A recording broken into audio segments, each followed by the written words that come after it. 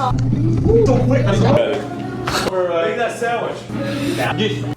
What's up, guys? Welcome to the vlog. If you're watching this video, it's either ikaw ay high school student na may tanong about fitness or wala lang, gusto mo lang akong panoorin.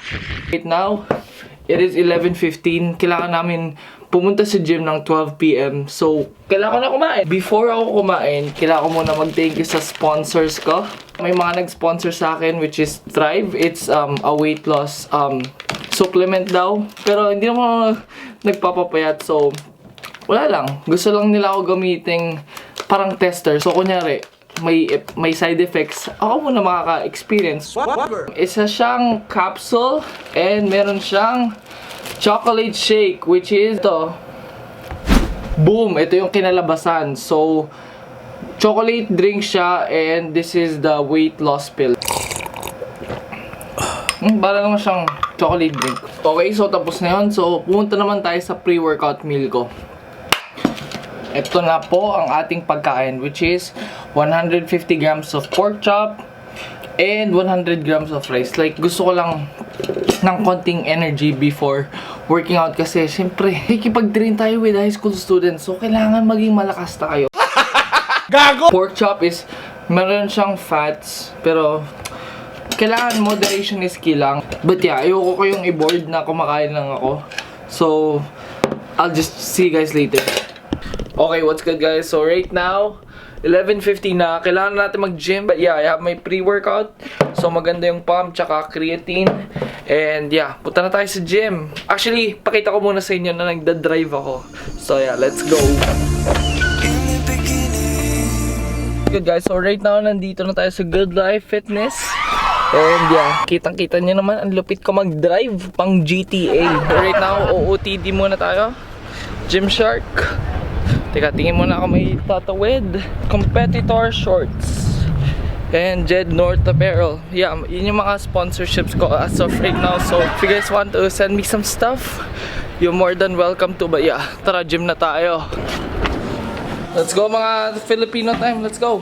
Yeah guys, hindi pa nila alam yung kailangan ko sabihin. So surprise natin sila Marvin. So, hindi pupunta yung mga high school students. Alright. I know bro, like, bata pa lang paasa na. So yeah, like, hindi talaga pupunta sila. Like, hindi ko rin alam kung bakit, pero I think they got lazy, but yeah. What's good, guys? So right now, ito na yung mga common workouts na pampalaki ng chest. Kasi alam mo mga babae, gusto talaga nila yung malalaki ng chest. So, pakita ko sa inyo yung mga hacks or tips or something. So yeah, keep watching for cinematic edit.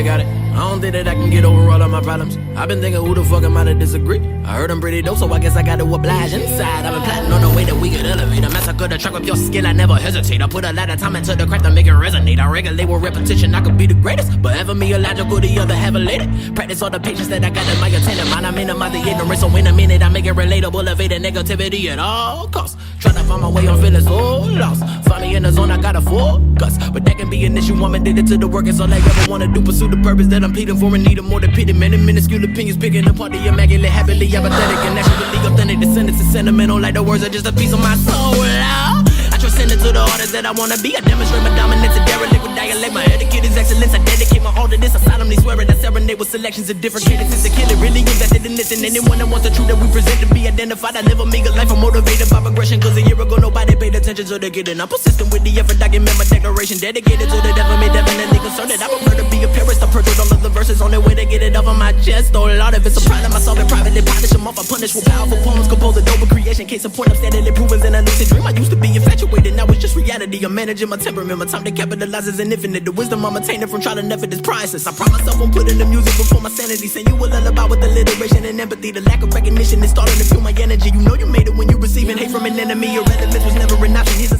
Guys, so as you can see, nag-bench PR ako. I'm feeling so strong. Yeah, right now nandito tayo sa Creme de Lessons. We're doing a spicy food challenge. Yeah, it's free if we finish it. Let's do it for the vlog. Ano? Rice bowl lang gusto ko kasi. Hindi, pero maganda yung chicken and waffle challenge. I don't know how spicy it is, pero like, tatlo pa lang yung nakakagawa. Right now, may kasama tayong milyonaryo. Ito yung proof, just in case na yumaman na siya, di niya ako makalimutan. The plan is 7 digits. That's the plan. Ano may binibenta mo, bro? Ano yung... I am selling insurance. Okay, so benta mo sila. What if God calls you today? Okay. At least you would know your family would be safe. Yeah, if you ever need insurance, feel free to message him. Link down below. Okay guys, so yung rule ng challenge na to is kailangan maubos yung whole food by like 2 minutes or something. We gotta ask kung ano yung 2 minutes. So ngayon explain ko na. So bibilis ako talaga yung kain kahit sobrang anghang. What's the time for the challenge? 2 minutes 37 seconds. So I gotta finish the whole thing 2 minutes 30 seconds. If you want to beat it, you have to do that. The whole chicken, bro. Are you guys doing the challenge too? Yeah. So, yeah. I gotta try. You have to beat the 2 minutes. Yeah, yung whole thing, the whole food. So dapat like 8 August 2.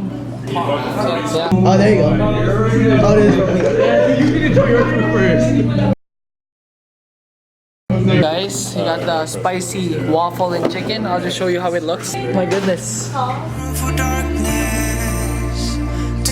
There's a spicy chicken, spicy waffle. No, kailangan ko pumunta ambulance. 911, bro.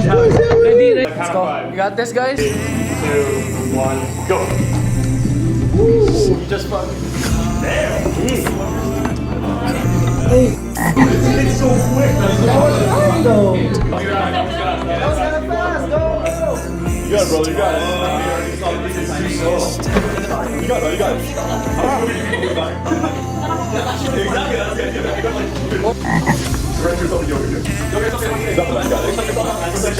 Exactly. They ask you how you are, you just have to say that you're fine when you're not really fine, but you just can't get into it because they would never understand.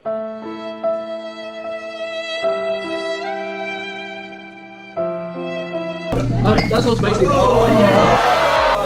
not bad. It's good though. Oh no, it's over. Make that sandwich. Whoa. Walk it off. Yeah. Now, if like. Sobrang cute ko tingnan. Like, sikun pa ako. Swag.